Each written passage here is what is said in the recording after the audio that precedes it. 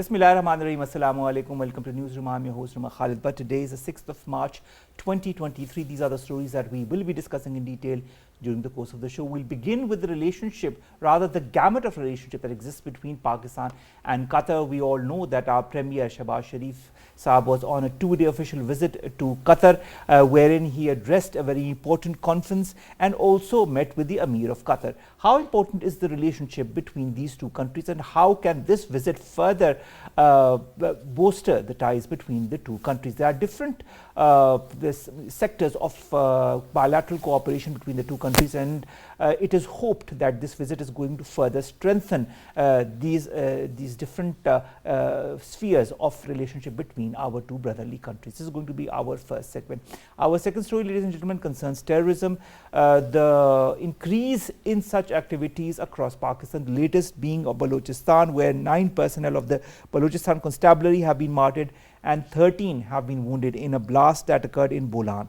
Now, as far as the perpetrators behind it are concerned, although we don't have an official confirmation, but we all know the factors that have been behind such activities since the last few years, whether it be in Balochistan or whether it be in Khyber Pakhtunkhwa. We'll be discussing terrorism in Pakistan, the different modus operandi of Pakistani government and its security agencies against such elements, and what needs to be done now in the wake of incidents such as these.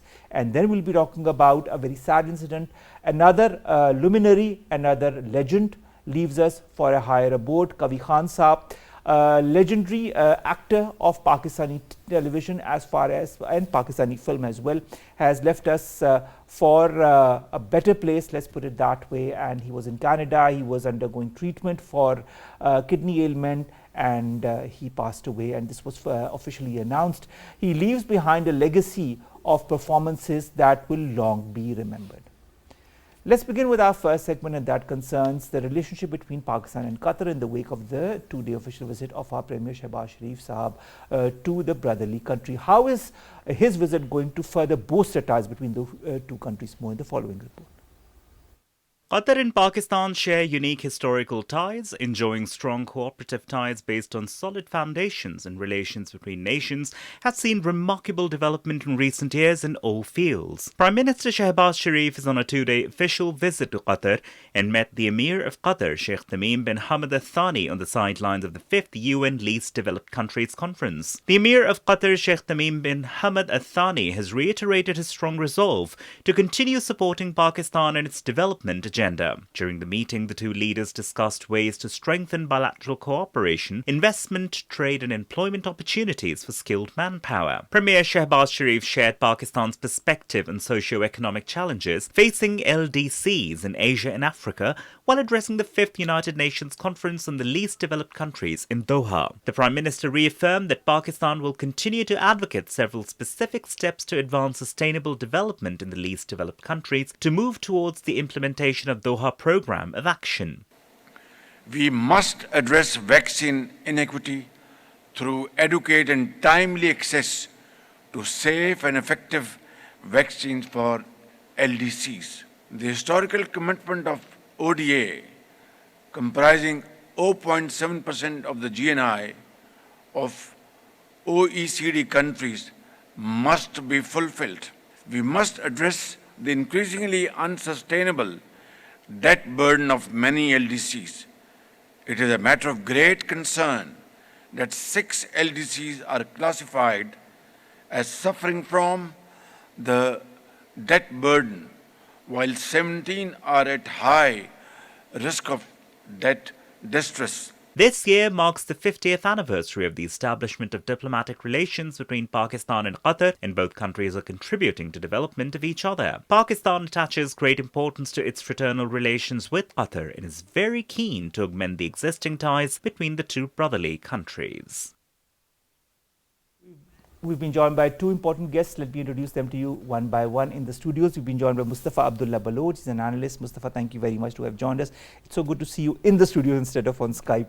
And welcome to Newsroom. Thank you. Our second guest is Dr. Khaqan Najeeb. He joins us online. He's a former advisor, Ministry of Finance. Dr. Saab, pleasure to have you on board. Let's begin with you, Mustafa. Qatar is a leading economic power. We all know that. The relationship between Pakistan and Qatar is quite strong. In the wake of the economic challenges that Pakistan is confronted with, how important can Qatar be as a player to help Pakistan?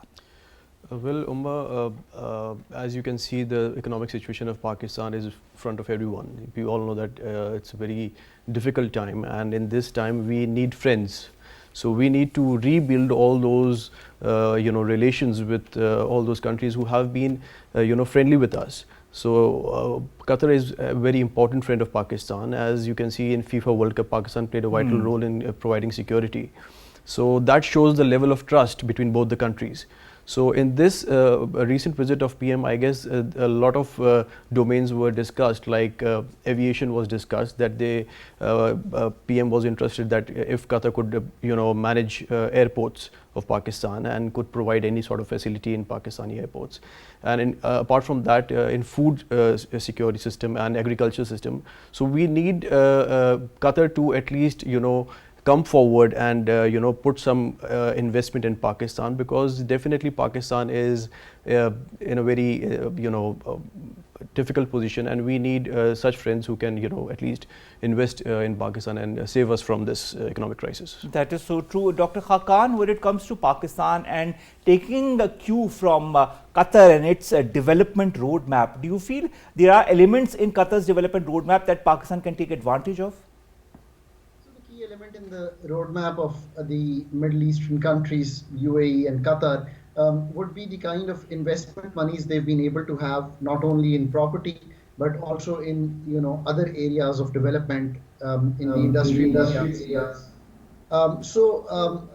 It's the same roadmap that we need to follow. A key thing that we need to learn from Qatar is how did they manage to circumvent the normal path of investment, created a special facility where a financial hub was created, where the international investment was bypassed from the normal bureaucratic channels. The law also was English law that applied to it, and Qatar was able to, over the last few years, build that system. I remember, Umar, being on the table in the Ministry of Finance when the Qatar Investment Authority people visited us, and they had the same investment ideas that we wanted to progress with: the LNG power plants, the airports, the solar parks. It's been a few years, but again, I keep mentioning this, that it is the onus on Pakistan to move forward with these kind of ventures. Of course, we can partner with these countries. The key area to remember is Pakistan has a lot of what we call brownfield projects. These are projects which are already set up. The airport, Islamabad airport, is a new airport. I remember that what they wanted was not only the Islamabad airport, but to create Pakistan as a hub, so the Karachi and Islamabad and Lahore, so that there could be enough traffic. They have been able to run good airports globally. They have experience in this. LNG power plants are the other ones. Now the government even has done a legislation where we can do government-to-government sale of the LNG power plants. That is something that we should think about. Then the work on the solar parks is another area. Import of LNG on a long-term basis. We've signed agreements with Qatar. We've signed another agreement recently with Qatar. Now we need to think, as the prices calm down, to have a long-term basis of energy security from them. So obviously, Qatar as a partner can be instrumental in taking the poultry FDI in Pakistan. I use this word poultry because it has been under $2 billion for over so many years now. I mean, Pakistan's potential is much bigger.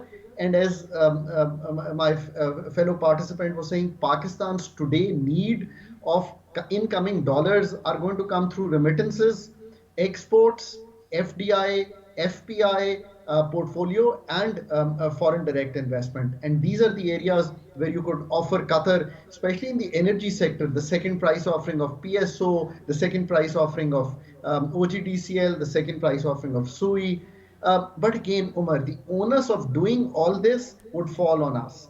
The onus of bypassing the normal channels, of creating an investment climate through the Board of Investment, which, if you really ask me, I mean, today is a time we have to be very, very honest to each other. We have to be honest to ourselves that do we have a board of investment which is world class to go and showcase Pakistan? Really, I don't think so.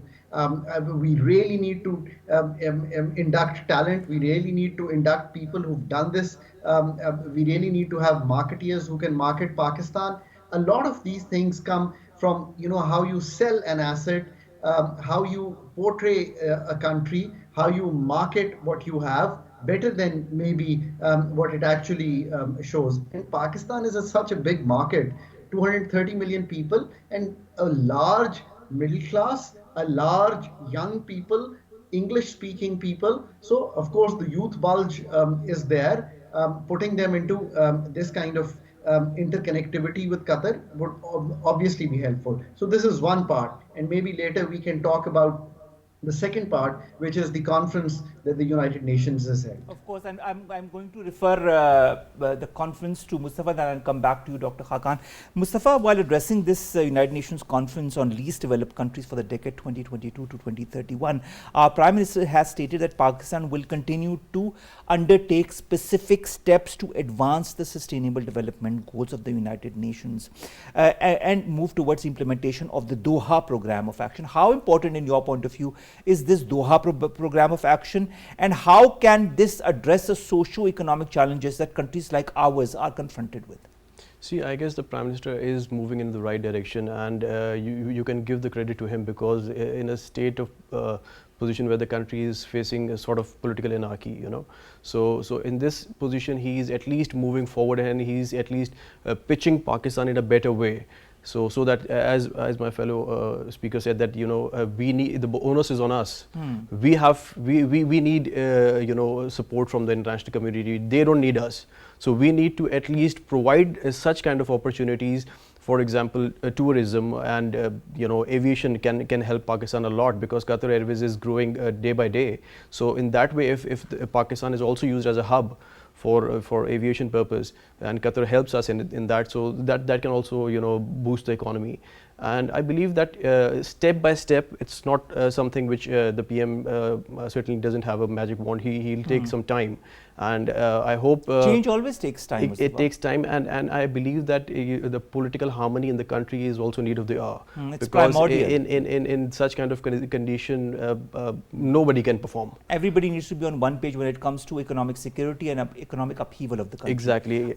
As I wrote today that in my column, that there's no time for anarchy in Pakistan. We don't. It's not the right time for anarchy. We need consensus. We need to move towards prosperity and sustainability. But there are some political parties that understand this perspective, others who do not.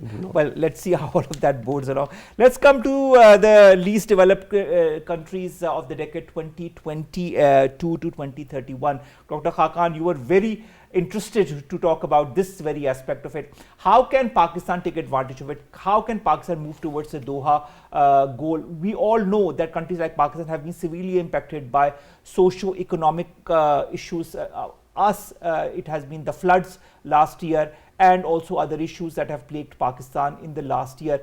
How can Pakistan, amongst other countries, take advantage of this very mood? So, Omar, a couple of aspects one would like to mention here. One, Pakistan is not on the list of the 46 countries, but many of the things that are happening in the 46 countries are also happening in Pakistan.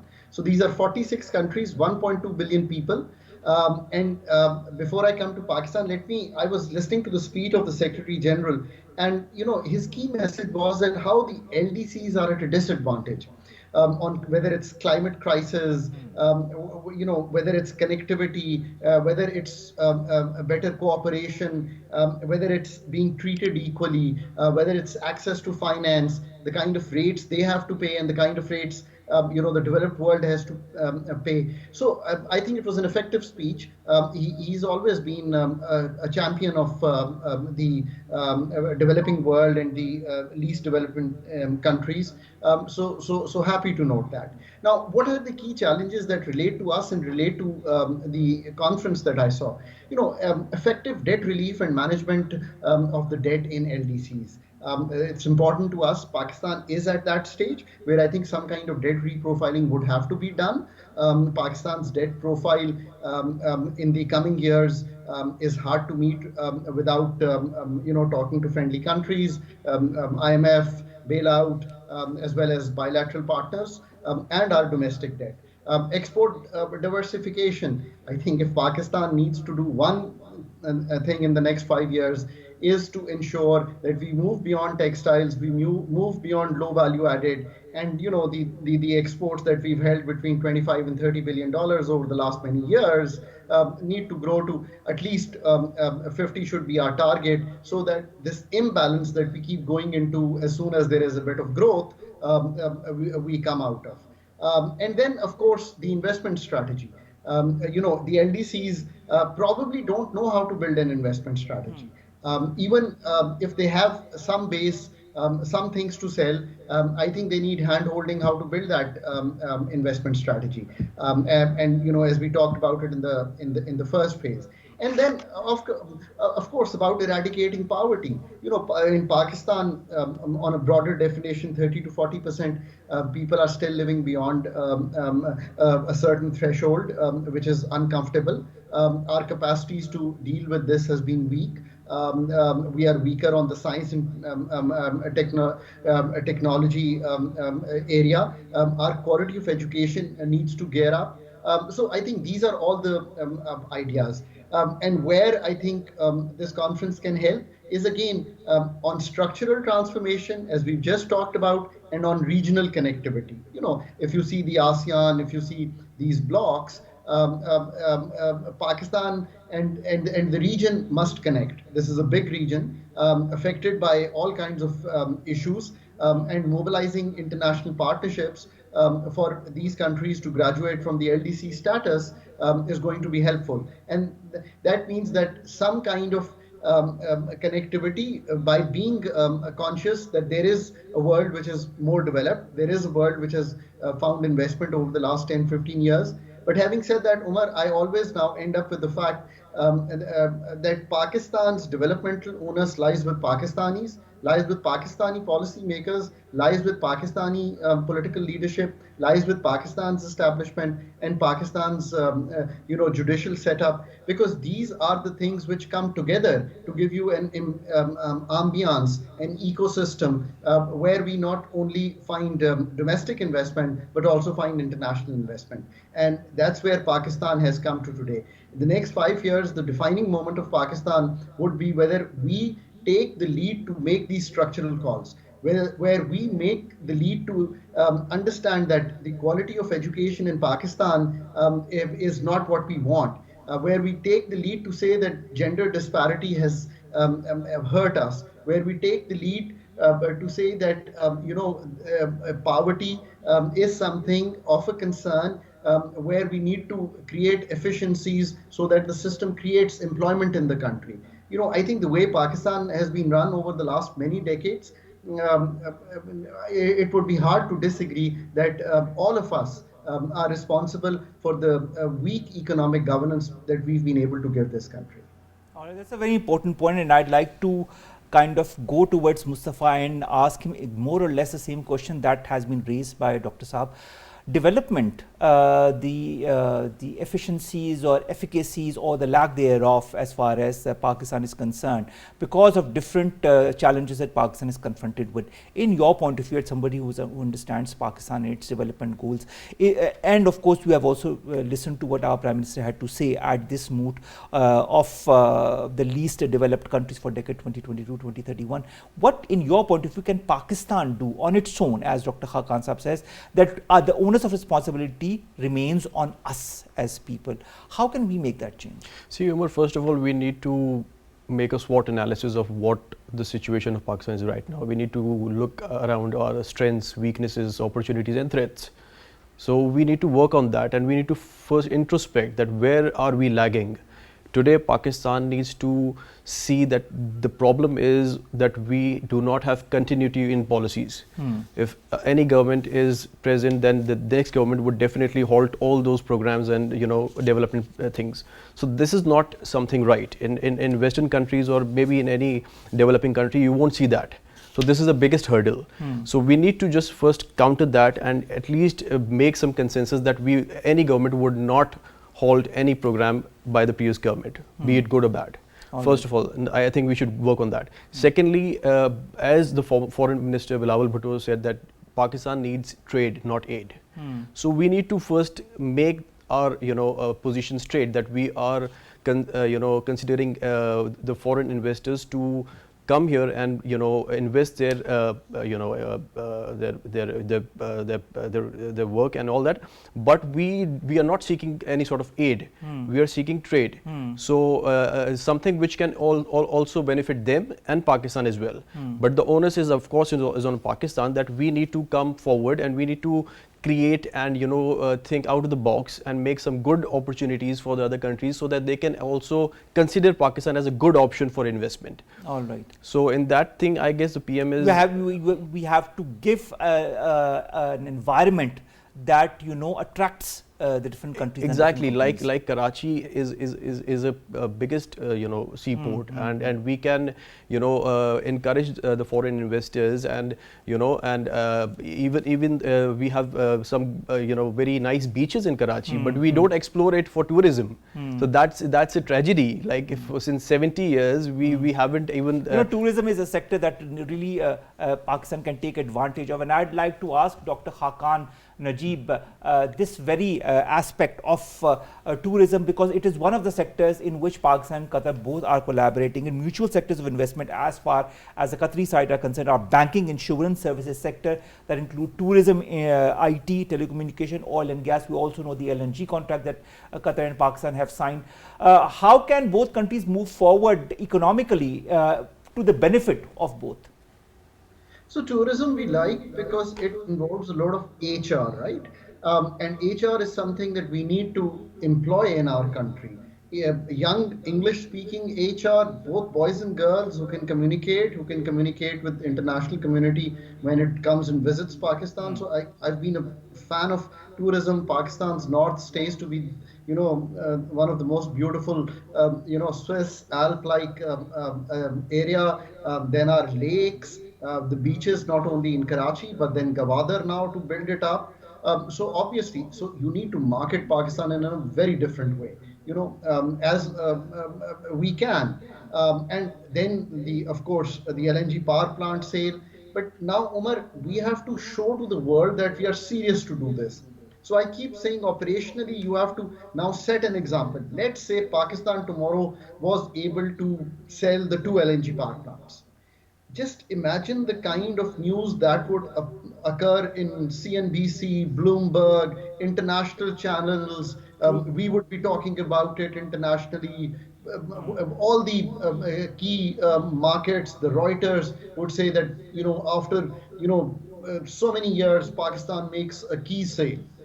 Now we have to demonstrate through 1 or 2 sales that we are very, very serious, and that's FDI. Selling the 2 LNG power plants, selling the PSO shares, these are FDI, or what we call portfolio investment. So, that is something to think about. Then maybe some, technical know-how to come and see where, are there gas reserves in Pakistan? Are there more petroleum reserves in Pakistan? Maybe we can learn from the Qatari experience. So, of course, I think we need to learn from the Qatari experience and improve our own environment so that we attract more and more investment. Thank you so very much, Dr. Khaqan, Najeeb, to have joined us. Coming to you, Mustafa, and my last question, we have discussed different aspects of the relationship, but of course, we all know that whenever a high-level functionary visits another country, it kind of gives a certain impetus, a certain boost as far as understanding the country, understanding the relationship is concerned. How, in your point of view, can Pakistan benefit from its current relationship with Qatar in order to further strengthen its own economic relationship with Qatar and other countries? See, I guess Qatar is well aware of the situation in Pakistan, and the recent visit of PM was very fruitful. So I believe that this visit will definitely, provide some good results for the economy, and I believe that other countries would also, consider Pakistan as a country who is serious about itself, and so I think that this visit of PM will definitely bring good results. All right, wishing Pakistan all the best and wishing Pakistan-Qatar relationship all the very best as well.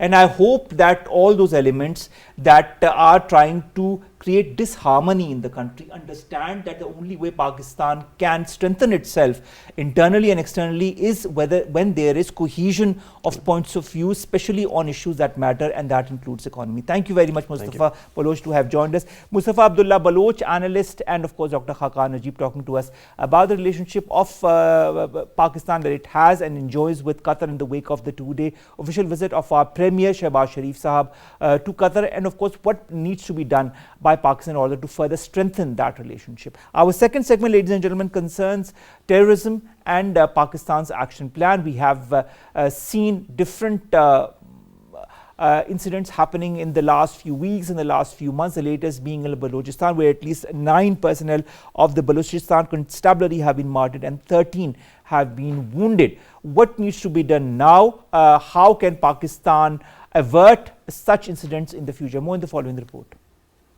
Pakistan has rendered matchless sacrifices in combating terrorism, and particularly the martyrs and the great sacrifices of the armed forces, police, rangers and other law enforcement agencies deserve generous accolade. The threat the insurgency poses to Pakistan was illustrated again as 9 security personnel were martyred and 6 injured in an explosion near a truck of the Balochistan Constabulary in the Bolan district of Balochistan. According to Levy's officials, the explosion occurred at the Kambri Bridge on the Quetta-Sibi highway and targeted a vehicle of security forces. The Balochistan Constabulary personnel were returning from duty in Sibi Mela when they were targeted. The truck overturned with the intensity of the explosion. Prime Minister Mohammad Shahbaz Shareef has expressed deep grief and sorrow over the martyrdom of personnel of Balochistan Constabulary in a suicide attack near Sibi. The attack comes shortly after 2 Levy's personnel were among 6 people martyred in 3 separate attacks in different areas of Balochistan last week. The Levy's 4 sources said 4 coal miners were killed as armed men opened fire at a mine in the Khost area of Harnai. Terrorism in Balochistan is part of nefarious agenda of destabilizing the country. The threat of militancy is a scourge with global implications, so regional countries have to demonstrate their resolve to jointly fight this threat.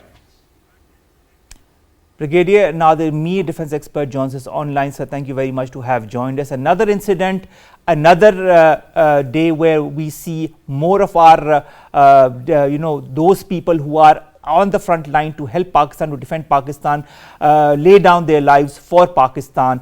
When and how can all of this end?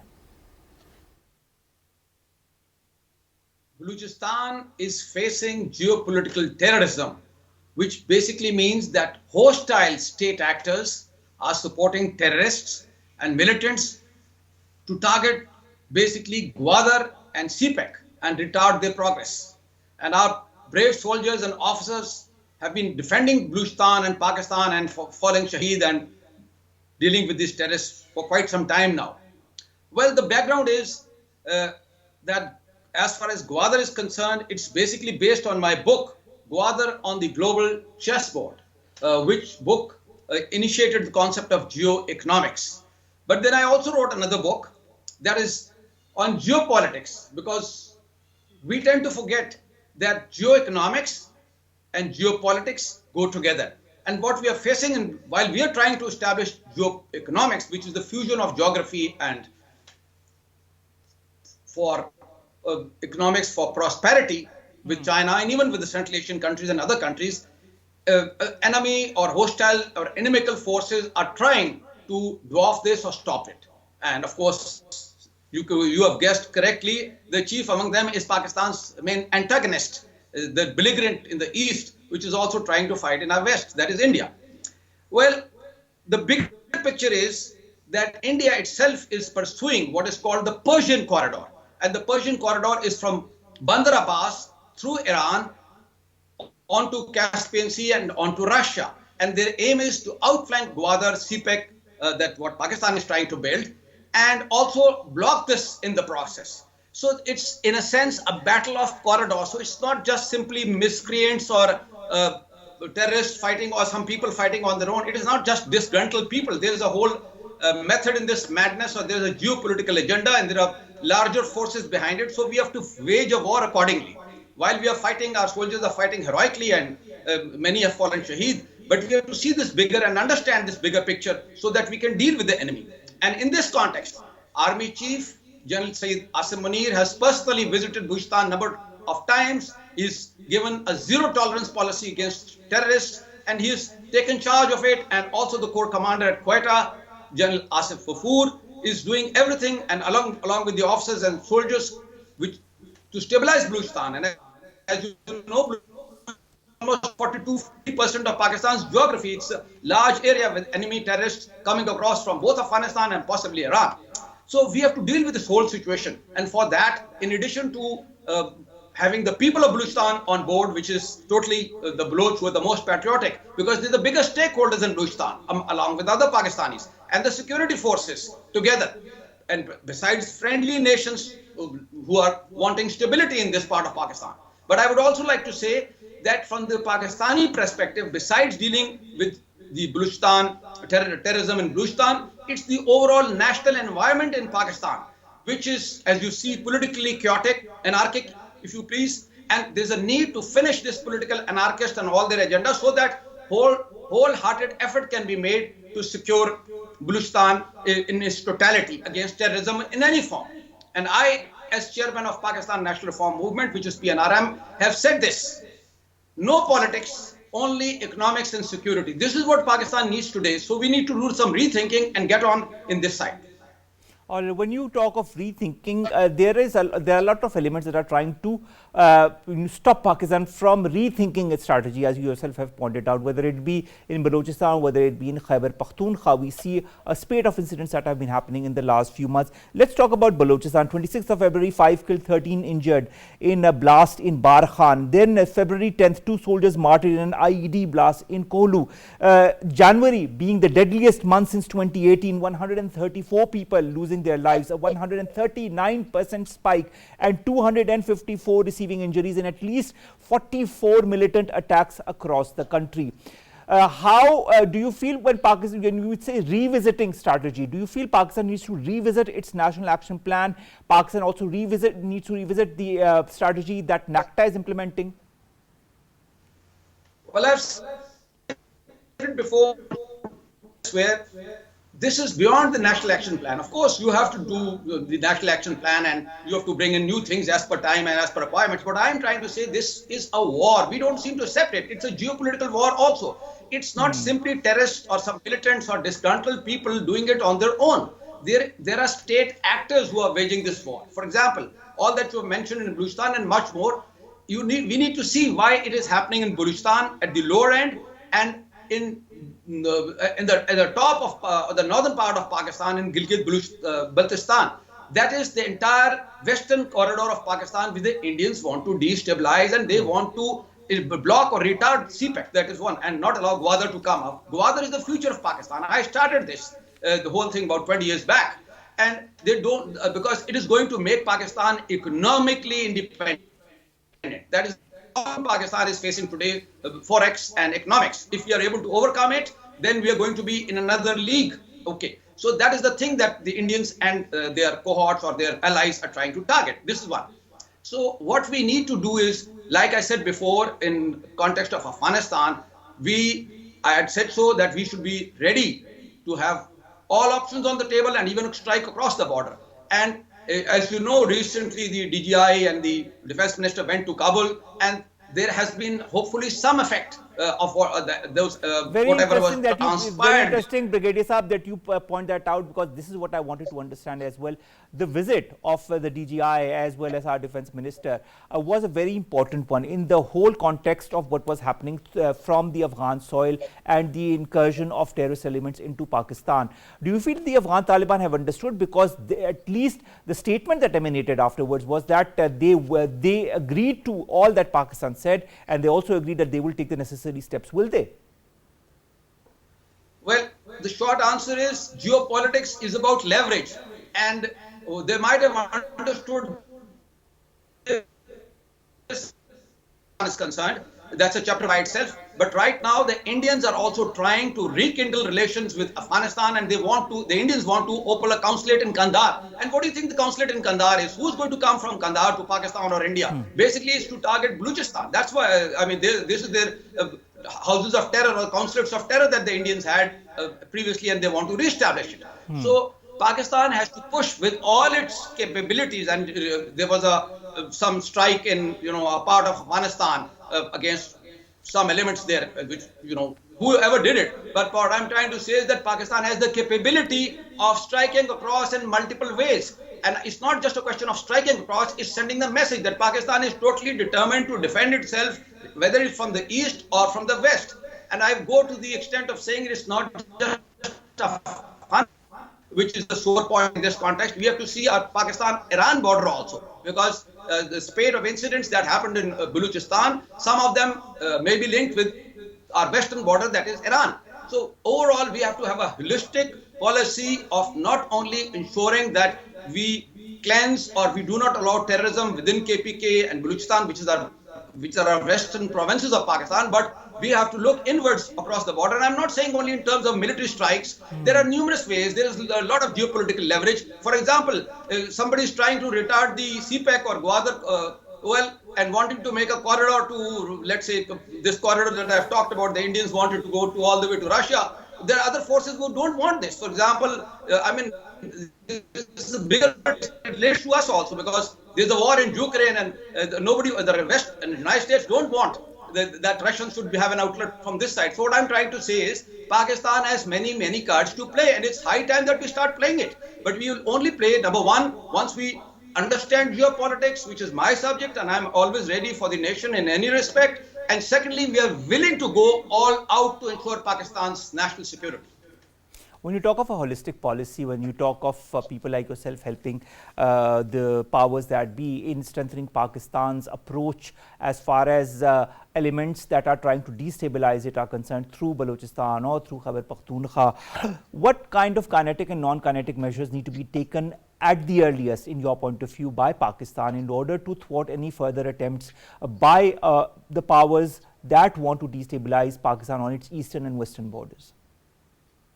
Well, let's talk as far as eastern border is concerned. We are very clear. You know what would happen if the Indians came across in Kashmir, LFC or anywhere. Pakistan will strike back.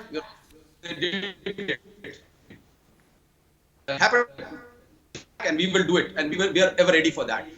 So we have this conventional deterrence and we have this nuclear deterrence. What I've been saying for ages now, we need to build up asymmetrical deterrence. That is the ability to deal with target terrorists and militants in multiple forms. And for example, it's not just, you said, what are the various methods? Well, first of all, it's the policy.